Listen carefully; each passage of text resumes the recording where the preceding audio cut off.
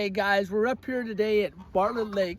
Not that I'm never here, but today's a fun day for me. I've got two of my friends with me today, Scott and Keith. Keith's filming, and we've been jumping around and filming and stuff like that. I mean, not filming, but fishing.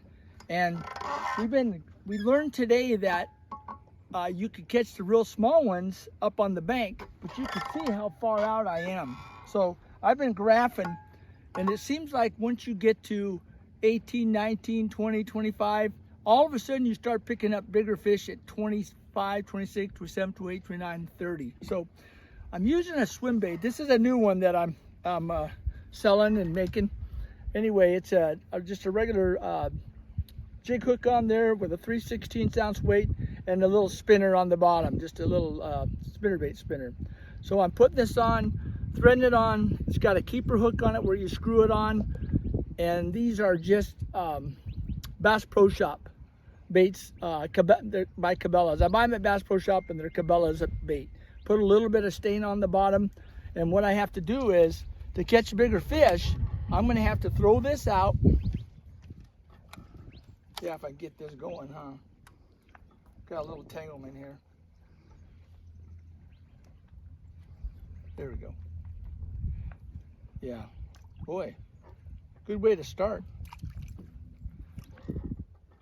There we go.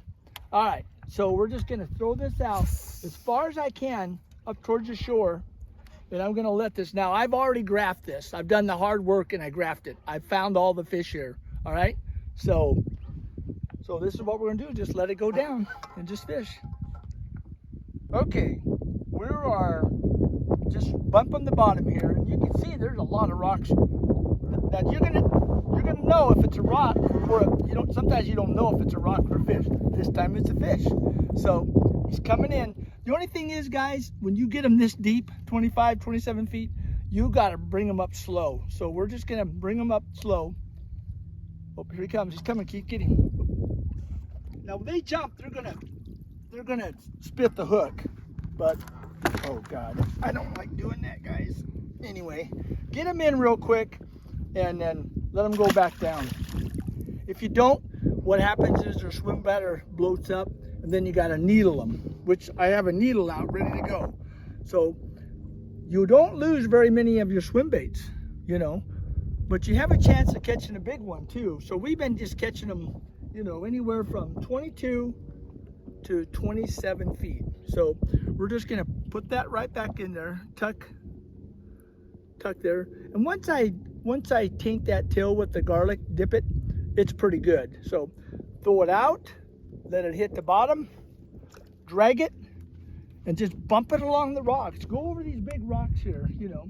You gotta remember, when you get a buoy like that, it's got a 50-foot rope. So I'm just gonna throw it out right close to me instead of over towards the buoy. And I'm gonna let it go down in 27 feet. We're gonna go a little bit deeper because I'm seeing some nice arcs on the graph.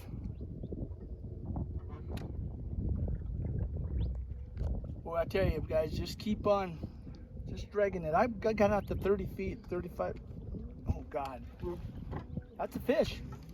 It felt like I was stuck on a boulder, and you could tell when you start reeling when they're big.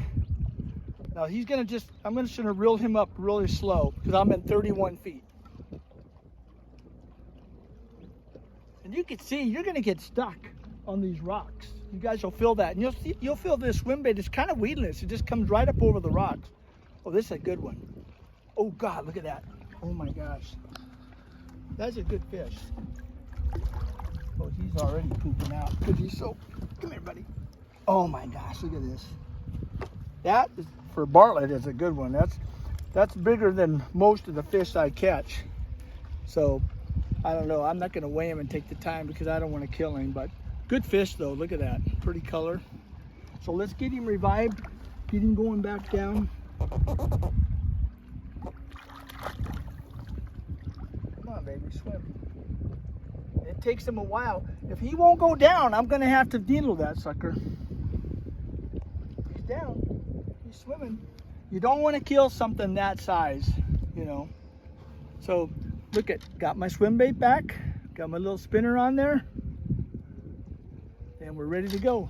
We're gonna make another cast right towards the boulders, way up there. If I go shallow, I'm gonna catch bigger, smaller fish. All right, ready? Here we go. Just let it sink. Just let it go down. You can see, let me tell you the #1 place to catch fish. Now that one was off a reef back there, that big one. This one, you can cast up on this thing right here, and I just made a cast up there. And I know there's fish there because I'm looking at my graphs, and I can see those fish down there just swimming around. So I'm gonna bump this right over the top of this little thing coming out here. This is only 18, 19. There's one right there. There is no bite. Sometimes they'll tear this thing right out of your hand, and other times they're just gonna get on there and just hang on. So he's coming in, Keith. He's quite a ways out there. You gotta let a lot of line out, guys, to get these things. He's not that big. He's not pulling.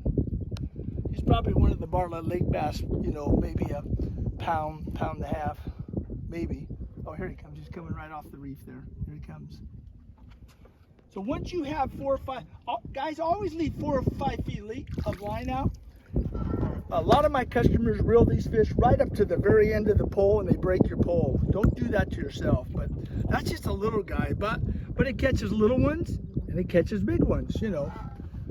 All right, so with this technique, they're not gonna hit it real hard. All they're gonna do is grab it and they're just gonna swim with you, and all you're gonna feel is just a little bit of pressure.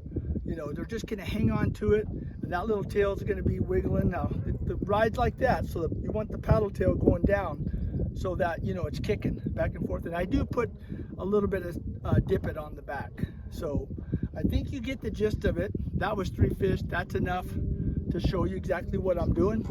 So hey, thanks for watching my videos. Please subscribe. You've been watching Gary Stemp Fishing in Arizona.